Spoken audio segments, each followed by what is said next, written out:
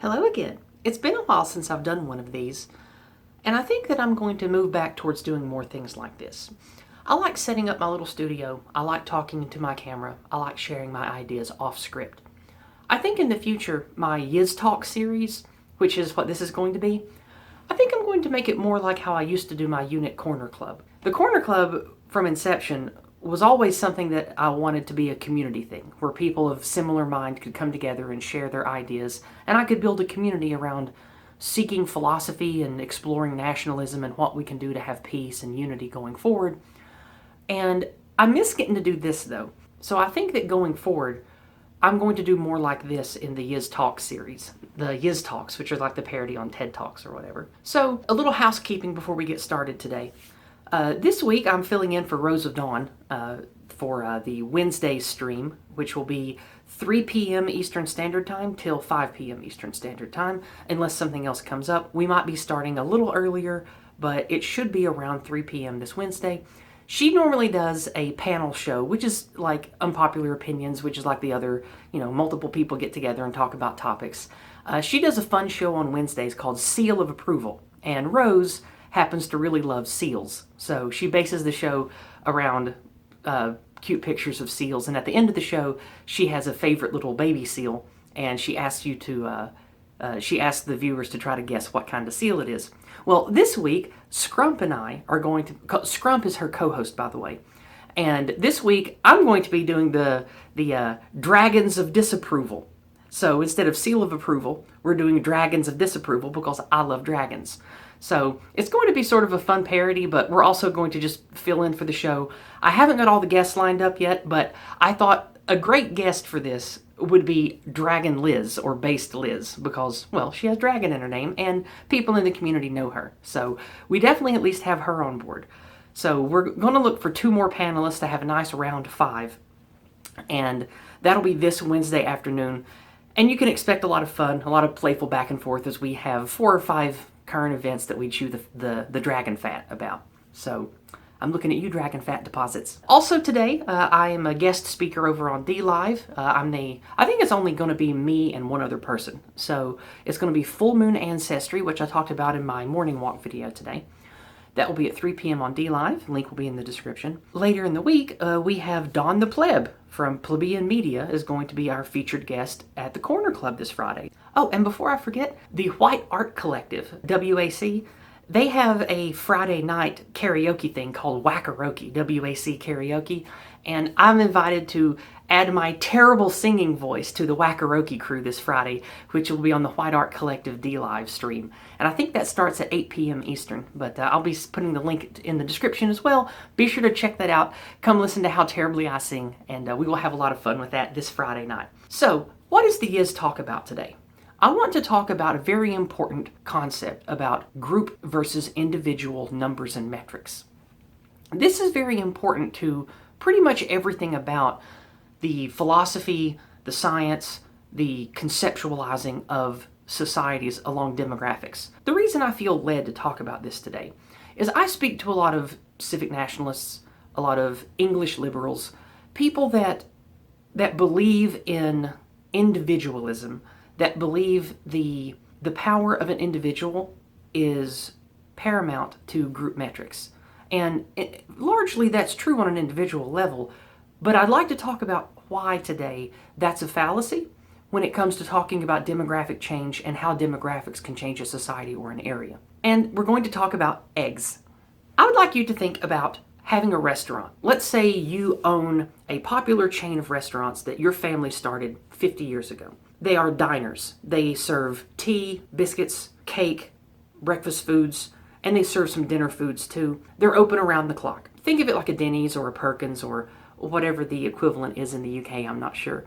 Let's say that you are doing inventory, and you know every month you need 300 pallets of eggs. You know, month in and month out, with very little variance, your dozens of thousands of customers eat around 300 pallets of eggs every month. You're going to have some BAME customers. You're going to have some visitors that are tourists or just coming in to see family. You're going to have a lot of people who are native Brits. You're going to have people who are exchange students or students visiting there long term. You know that you have a very wide net of clientele at your restaurants. But you know, regardless of whatever these people eat, or how they take their eggs even, they eat about 300 pallets of eggs a month from your restaurants. Now, here we can do some demographic numbers.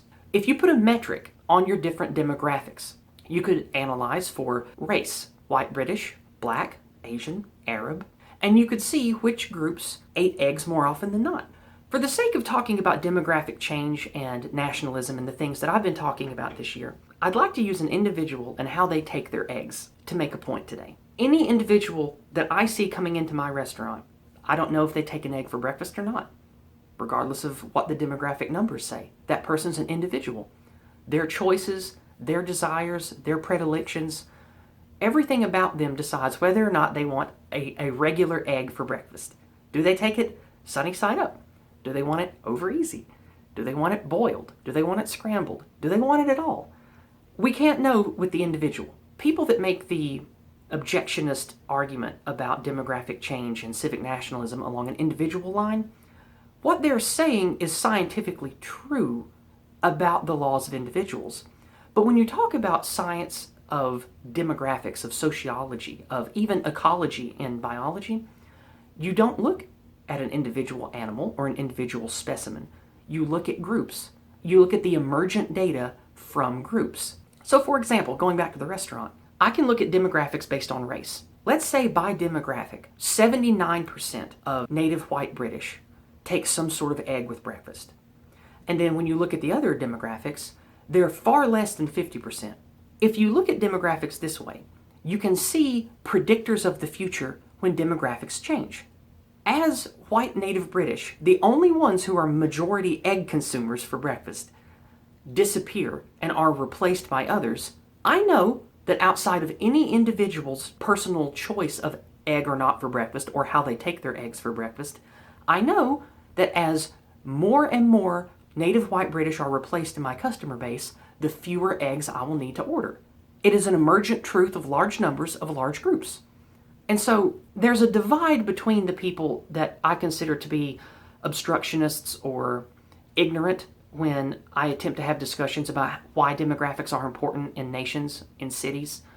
I have a feeling that they are either missing the forest for the trees, or they're being purposefully disingenuous and objecting to demographic change mattering on some kind of, I don't know, maybe it's willful ignorance, maybe it's a personal disconnect with wanting to face the reality that, oh, well, if I believe this, it's going to make me that boogeyman word, that evil R word that they're going to call me. I can't think that. Maybe it's some kind of mental block. It's very important to realize that laws of large numbers and emergent truths of groups matter. They don't go away because of individualism. No amount of personal choice or individual success is going to change the emergent truths of large groups. And I think that's something that's very important that you need to keep in mind when talking to people about demographic change, ethnocentrism, nationalism, that kind of stuff. Use my egg analogy if you want, or come up with your own. But explain to people that, yes, you can know an Arab, an African, an Asian, a Muslim, a Jew. You can know these people who are good people and who are contributors to our societies here in the West. You can totally know those people. They absolutely exist. But when you start looking at averages, at emergent truths of large groups, those matter more when it comes to governance, when it comes to how we should determine who gets to live where. How many migrants do we take in? Do we allow mosques or not? That kind of conversation. It must be within the realm of science and truth. And it's really only a distraction when people talk about individualism as a deflection to what we ethnocentrists and ethno-nationalists talk about when it comes to demographic change mattering. Keep that in mind for coaxing CivNats and English liberals away from the tower of individualism. People like me, we don't think that individuals don't matter. They obviously matter. Individual choice matters. But you have to look at emergent truths when you're dealing with millions or billions of people. You have to, or you're ignoring so much truth and ignoring so much science. It makes you either complicit in a lie or so willfully ignorant it's laughable. And so we've come to the end of my Yizz Talk today. I hope you enjoyed it, and I hope that it matters. I hope everything that I do matters. Please take my wisdom to others. Let me know in the comments down below what you think about my restaurant egg analogy. Let me know if you think it's good or bad, or if you think it's funny. More than anything, please share my work, and if you have the extra resources, if you can spare the cost of a cup of coffee, consider donating to me, because I'm making a lot of content lately, and especially with my activism, I barely have time to pick up odd jobs and make money. So any little bit of resources you could contribute helps. And definitely be sure to tune in Wednesday for Dragons of Disapproval, and then Friday for Don the Pleb on my community stream, and then Friday night for Wackaroki with the White Art Collective. Until next time, goodbye and God bless.